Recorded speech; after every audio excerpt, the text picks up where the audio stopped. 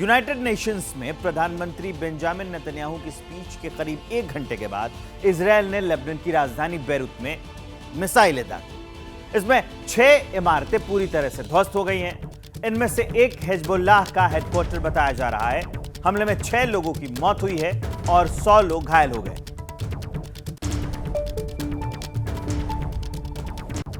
Israel defence force के प्रवक्ता Daniel Hagari ने दावा किया है कि जहां हमला किया गया है वहां हिजबुल्लाह नेता हसन नसरल्लाह मौजूद था, लेकिन अभी तक पता नहीं चल सका है कि वो मारा गया है कि नहीं।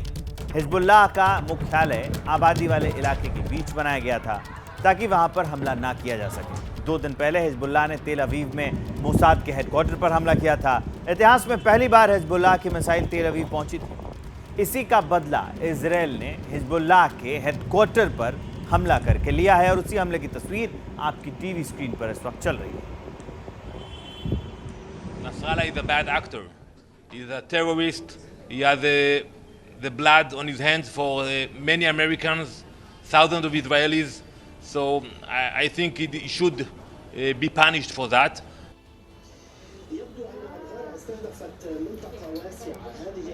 तो ये हम आपको हिजबुल्लाह के हेडक्वार्टर पर जो अटैक किया है मोसाद ने, उसकी तस्वीर दिखा रहे हैं। और ये अटैक कितना भयंकर था, आप सोचिए कि कई किलोमीटर दूर से ली गई तस्वीरों से पता चल रहा है कि धुएं का गुबार आसमान छू रहा है। तो आप सोचिए कि ये हमला कितना खतरनाक था। 4 तस्वीरें आपकी टीवी स्क्रीन पर इस वक्त चल रही हैं।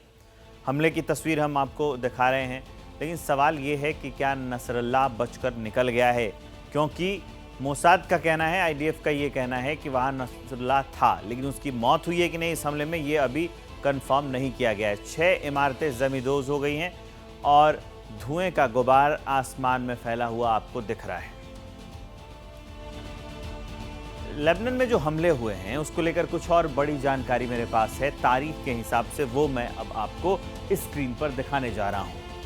27 सितंबर 2024 को हिजबुल्लाह के हेडक्वार्टर पर हमला हुआ। जो खबर हम आपको अभी दिखा रहे हैं उसकी तस्वीर भी दिखा रहे थे। 26 सितंबर 2024 बेरूत पर हमला हुआ। इसमें 5 लोगों की मौत हो गई। उसके बाद आइए अगली तारीख है 25 सितंबर की। वहां पर बाल्बिक बेल पर हमला हुआ, 51 लोगों की मौत हो गई। और 24 तारीख को यहां हम हमला किया गया था, वो भी हमला हुआ था बेरूत में और उसमें भी मौत हुई थी। अगली तारीख 23 सितंबर की है। यहाँ भी 558 लोगों की मौत हो गई थी मिसाइल हमले में। और 22 सितंबर को मिसाइल हमला हुआ जिसमें 23 लोग घायल बताए गए, ये सूचना आई। 21 सितंबर को वही हुआ, मिसाइल हमला हुआ जिसमें 14 लोगों की मौत हो गई। और 20 सितंबर को मिसाइल हमला हुआ जिसमें 45 लोगों की मौत हो गई। ये वो आंकड़े हैं जो हमले के बाद मौत हुई है, वो मैं आपको गिना रहा हूँ। 18 सितंबर को वॉकी टॉकी ब्लास्ट हुआ था, इसमें 27 लोगों की मौत हो गई है। आधे आपको वॉकी टॉकी अचानक से फटने लगे थे। और 17 सितंबर को पेजर ब्लास्ट हुआ था। पेजर पहले गर्म हुए, बीप बीप की आवाज़ हुई, फिर फट गया और 12 लोगों की उसमें मौत हो गई। इजरायल के हमले के बाद हिजबुल्लाह ने पलटवार किया है। लेबनान से हिजबुल्लाह ने इजरायल पर कई रॉकेट दागे। हिजबुल्लाह ने यह हमला नॉर्थ इजराइल में किया है। ये बड़ी खबर हम आपको बता रहे हैं कि इजरायल ने हमले के बाद हिजबुल्लाह ने भी, जो इजरायल ने हमला किया उसके बाद हिजबुल्लाह ने पलटवार किया है। लेबनान से हिजबुल्लाह ने इजरायल पर कई रॉकेट दागे हैं। हिजबुल्लाह ने यह हमला नॉर्थ इजरायल में किया है।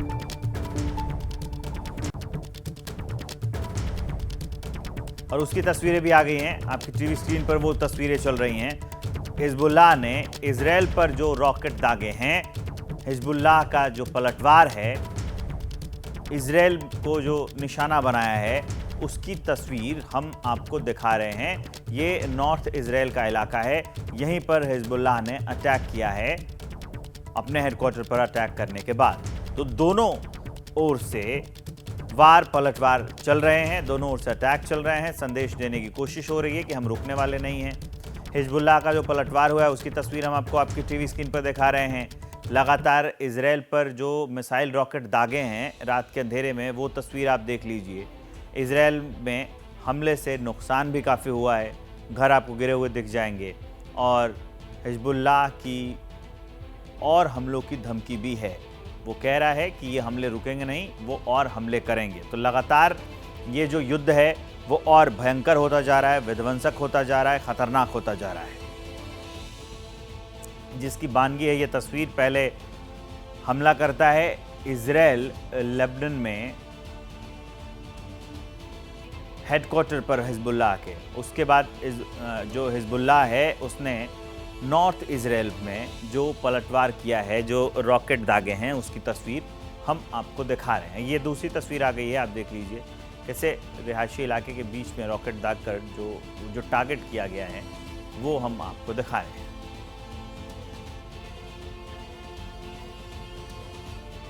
लेबनान के बैरूत में इजराइल के हमले जारी हैं। दक्षिण बैरूत में इजराइल के ताबड़तोड़ हमले हुए। इजराइल की सेना का एक बड़ा बयान सामने आया है, हिजबुल्लाह पर हमले और तेज होंगे। इजराइल ने कहा है हिजबुल्लाह ने नागरिकों को निशाना बनाया है। इजराइल ने कहा है कि क्योंकि हिजबुल्लाह ने नागरिकों को निशाना बनाया है तो ये हमले आने वाले दिनों में और ज्यादा तेज होंगे। इजराइल के सेना का ये बयान मैं आपको बता रहा हूं। दक्षिण बैरूत में इजराइल के ताबड़तोड़ हमले हुए हैं। उसके बाद ये कहा गया इजराइल की ओर से कि अभी हमले और होंगे, ये हमले रुकेंगे नहीं।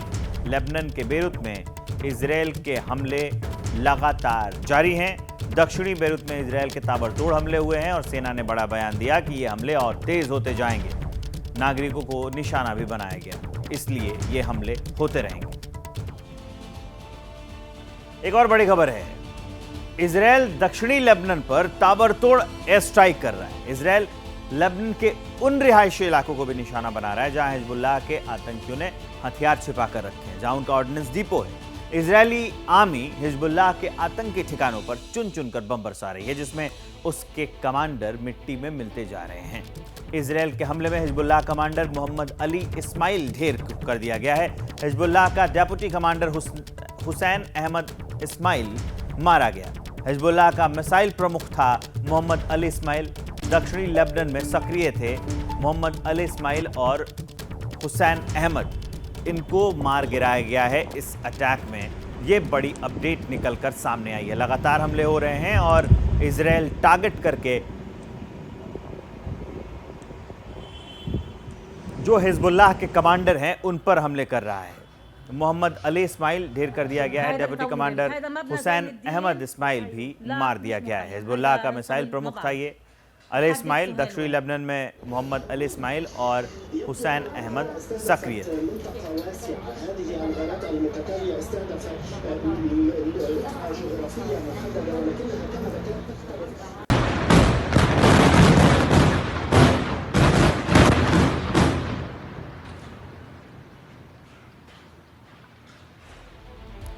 ये तस्वीर हम आपको उसी हमले की दिखा रहे हैं। इजराइल ने दावा किया है कि इसमें कई कमांडर मारे गए हैं क्योंकि ये मुख्यालय था और यहाँ पर हिजबुल्लाह के कई कमांडर हो सकते थे। हालांकि उसके चीफ का भी वहाँ होने की खबर आई थी।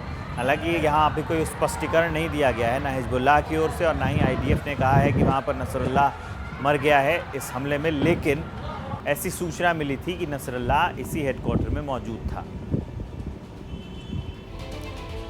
इजराइल के हमले के बाद ईरान की आपात बैठक हुई। लेबनान में हमले के बीच ईरान के सुप्रीम लीडर की बैठक हुई। आयतुल्लाह अली खामनेई ने आपात बैठक बुलाई। राष्ट्रीय परिषद के साथ आयतुल्लाह अली खामनेई की बैठक हुई। हिजबुल्लाह चीफ नसरुल्लाह को लेकर बैठक में चर्चा हुई है क्योंकि जो इजरायली डिफेंस फोर्स हैं उनके पास ये सूचना थी कि वो यहीं पर जहां हमला किया है उन्होंने लेबनान में वहीं पर था। अब बड़ी अपडेट ये है कि ईरान के जो सुप्रीम लीडर हैं खामनेई, उन्होंने आपात बैठक की है। राष्ट्रीय परिषद के साथ आयतुल्लाह अली खामनेई की बैठक हुई। हिजबुल्लाह चीफ नसरुल्लाह को लेकर इस बैठक में चर्चा की गई।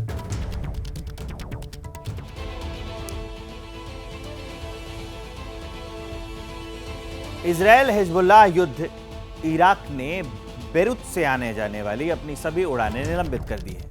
इराकी एयरवेज के प्रवक्ता ने एक बयान में यह कहा कि लेबनान की राजधानी से आने जाने वाले सभी इराकी एयरवेज की उड़ानें बिगड़ती सुरक्षा स्थिति के कारण निलंबित कर दी गई हैं। यह भी बड़ा अपडेट सामने आया है कि लेबनान की राजधानी से आने जाने वाली सभी इराकी एयरवेज की जो उड़ानें हैं वो बिगड़ती हुई सुरक्षा स्थिति के कारण निलंबित कर दी गई हैं।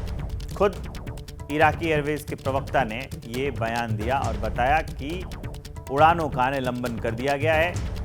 इराक ने बेरूत से आने जाने वाली अपनी सभी जो उड़ानें हैं वो निलंबित कर दी। यूपी में रेहड़ी पटरी पर सामान बेचने वालों के नेम प्लेट पर कलेश शुरू हुआ था, लेकिन ये विवाद एक पायदान आगे निकल गया है।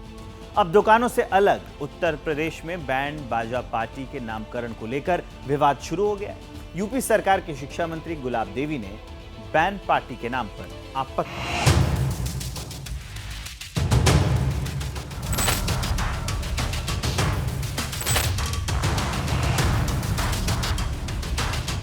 बैंड बाजा पर बवाल उत्तर प्रदेश की शिक्षा मंत्री गुलाब देवी के बयान के बाद शुरू हुआ है और उन्होंने किस बात पर आपत्ति जताई है, पहले वो सुनिए। किसी का नाम मंगलम है तो किसी का नाम अशोक है, किसी का नाम गीता है, किसी का नाम सरोज है। तो इस तरीके से तमाम नाम रखे जा रहे हैं, तो ये ठीक नहीं है। जो व्यक्ति जिस काम को करता है उसको वो अपने नाम से करे, अपने नाम पर उसे क्यों कमजोरी महसूस होती है।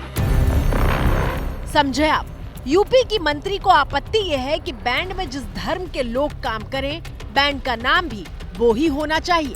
शिक्षा मंत्री गुलाब देवी की शिकायत है कि बिजनेस के लिए बैंड बाजे वाले हिंदू नामों का इस्तेमाल कर रहे हैं। मैं तो यही कहूँगी कि इनको अपने नामों पर विश्वास नहीं है, अपने धर्म पर विश्वास नहीं है, अपने मजहब पर विश्वास नहीं है।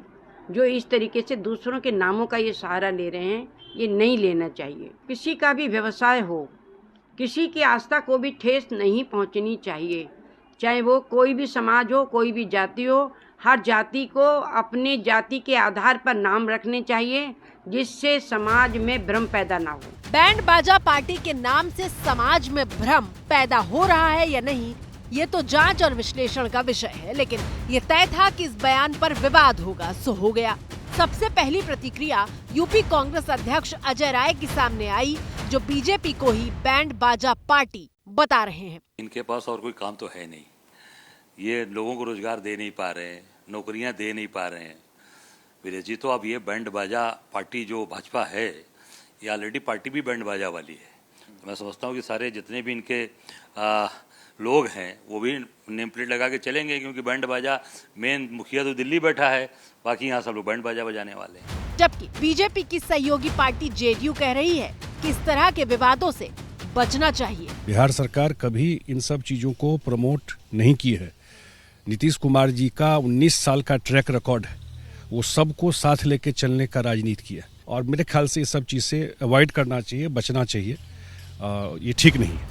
लेकिन बैंड बाजा के नाम पर जो नया बवाल शुरू हुआ है, उस पर बीजेपी ने भी दो टूक कह दिया है कि नाम तो सम्मान है, फिर इसे छिपाने की क्या जरूरत है। नाम बताने में क्या दिक्कत है? नाम तो हमारा मान है, सम्मान है, अभिमान है। कुछ लोग नाम छुपाते क्यों है? सीता, गीता, रीता और सरस्वती क्यों नाम रखते हैं? आप अपना भी नाम रख सकते हैं। इस तरह के विचार उन्होंने ऐसा नहीं कहा कि ये हो ही जाना चाहिए। यूपी के शिक्षा मंत्री ने संभल के चंदौसी का उदाहरण दिया था, तो हम सबसे पहले संभल के चंदौसी में बैंड बाजा पार्टी के पास पहुंचे और समझने की कोशिश की कि आखिर माजरा क्या है। स्क्रीन पर आपको मंगलम बैंड की होर्डिंग दिख रही है और यूपी की शिक्षा मंत्री मंगलम बैंड का नाम भी ले रही थी। बोर्ड पर संपर्क के लिए जिन लोगों ने फोन नंबर के साथ अपना नाम दिया है, उसमें लिखा है नसीम अहमद और वसीम अहमद। किस नाम से बैंड है आपका? जी, गणेश बैंड। क्या आप हिंदू हैं? जी, कुछ हिंदू हैं, तो हमारा तो हिंदू है, हिंदू ले लेना है वहाँ पे। और बाकी जो मुसलमानों ने रखा हुआ है उसके बारे में क्या कहना चाहेंगे? ये सही है, गलत है? चेंज होने चाहिए, गलत है। एबीपी न्यूज की मुलाकात पंजाब बैंड के मालिक से हुई, जो मुस्लिम धर्म के हैं, लेकिन उन्होंने साफ कहा कि अगर सरकार ऐसा कोई नियम बनाती है तो उन्हें नाम बदलने से कोई परहेज नहीं है। हम तो चेंज कर देंगे। किस नाम से है आपका बैंड? मेरा जो है पंजाब बैंड से है। उत्तर प्रदेश के संभल के बाद एबीपी न्यूज मेरठ में मीरा कृष्णा बैंड से बात करने पहुंचा। यहाँ पता चला कि मीरा कृष्णा बैंड के मालिक अमीर अहमद हैं, जो पिछले 50 साल से यही काम कर रहे हैं। नाम पलटना पड़ेगा, फिर इतनी साल 50 साल दोबारा फिर जिंदगी लेनी पड़ेगी, इसमें फिर कारोबार को वहीं लाना पड़ेगा 50 साल में, चाहे मर जाए या कुछ भी हो जाए। क्या क्या दिक्कत वैसे जैसे आप? दिक्कत क्या, जातिवाद फैलेगा और कोई दिक्कत क्या, यही होगा कि आदमी नाम बूझेगा, वही बुक करना है कर ले, नहीं करना है मना कर दे। शिव बारात से लेकर राम बारात तक मोहम्मद यामीन अपनी लाइटों से रोशनी करते हैं, लेकिन इनकी परेशानी ये है कि जिस पहचान को बनाने में दशकों लग गए, उसे मिटाकर फिर से नई पहचान बनाना इतना आसान भी नहीं। क्या नाम है आपकी दुकान का? जगमग लाइट। जगमग लाइट जी। अच्छा, आप लाइट का ही काम करते हैं? लाइट का ही काम करते हैं। सब मिला जुला काम चल रहा है ऐसी। भाई इस बात से फर्क तो पड़ेगा ही। देखो क्या दिक्कत आ सकती है? बस दिक्कत तो देखो जी, अभी यही आएगी, नाम पूछेगा, अभी उनकी मर्जी, कोई काम बुक करे ना करे। कोलकाता पुलिस एक बार फिर सवालों के घेरे में है। कोलकाता हाई कोर्ट ने आईएएस अधिकारी की पत्नी से दुष्कर्म का आरोप के बाद लापरवाही बरतने पर फटकार लगाई है। कोलकाता हाई कोर्ट ने 5 अधिकारियों के खिलाफ कार्रवाई करने का निर्देश दिया है। आरोप है कि आईएएस अधिकारी की पत्नी से बंदूक की नोक पर रेप किया गया। शिकायत के बाद भी कम धाराओं में केस दर्ज किया गया था। आरोप है कि पुलिस ने ना ही कोई जांच करवाई और ना ही सीसीटीवी के फुटेज की जांच की। और अब चलिए आगे बढ़ते हैं। गांजा की आग, सियासत का धुआं। यूपी की सियासत में गांजे पर जबरदस्त सियासत हुई। इसके सेंटर में थे अखिलेश यादव के समाजवादी पार्टी के सांसद अफजाल अंसारी। अफजाल ने कहा था कि मठों में गांजा पिया जाता है। उन्होंने ये भी कहा था कि कुंभ में अगर एक आध गांजा की मालगाड़ी भी चली जाए तो वो भी खत्म हो जाएगी। इस बयान पर बीजेपी ने अफजाल को घेरा, फिर कांग्रेस भी भड़क उठी। साधु संतों ने चेतावनी दी है कि अफजाल माफी मांगे वरना एफआईआर कराएंगे।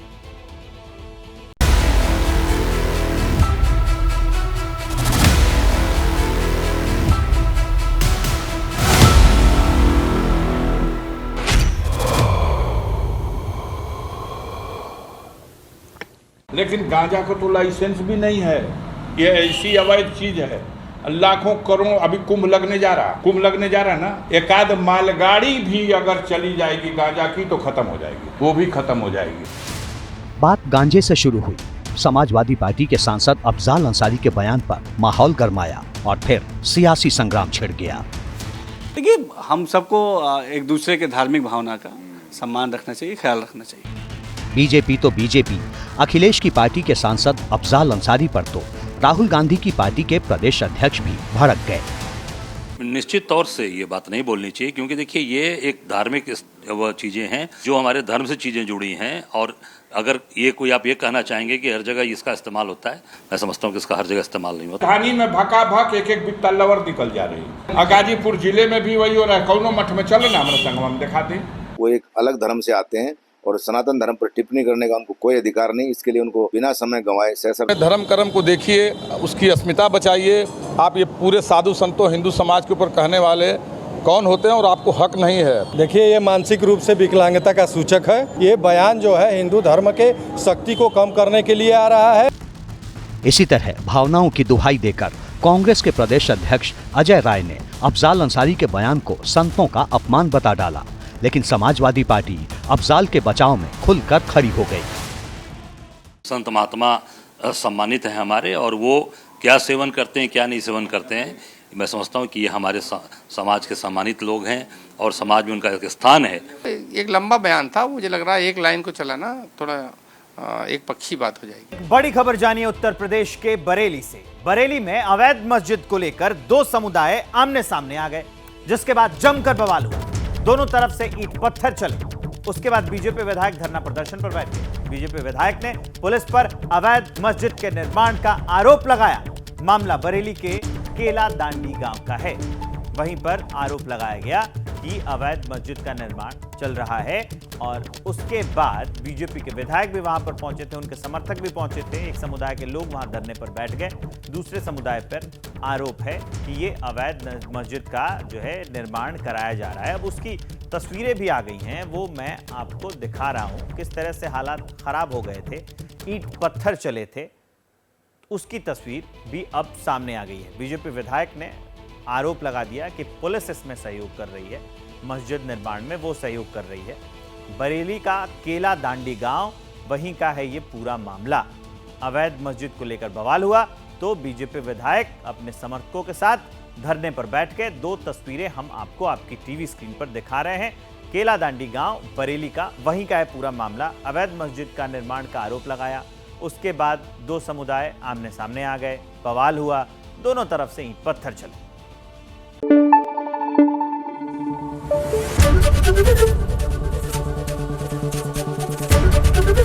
एबीपी न्यूज आपको रखे आगे।